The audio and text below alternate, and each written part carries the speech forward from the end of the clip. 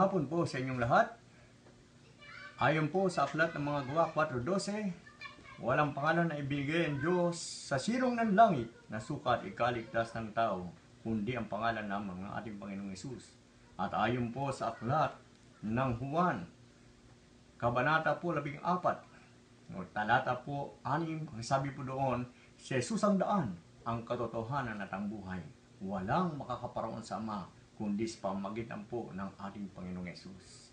Kaya po hindi reliyon ang kaligtasan, hindi po pangalan ng simbahan, kundi po pangalan ng sinumang mga tao, kundi ang pangalan lamang ng ating Panginoong Hesus, ang ating pong kaligtasan. Kailangan po ang tao ay sumampalataya na si Jesus ay namatay sa krus upang ang ating mga kasalanan ay kanya pong tubusin, upang tayo magkaroon ng kagalingan, upang tayo magkaroon ng kaligtasan.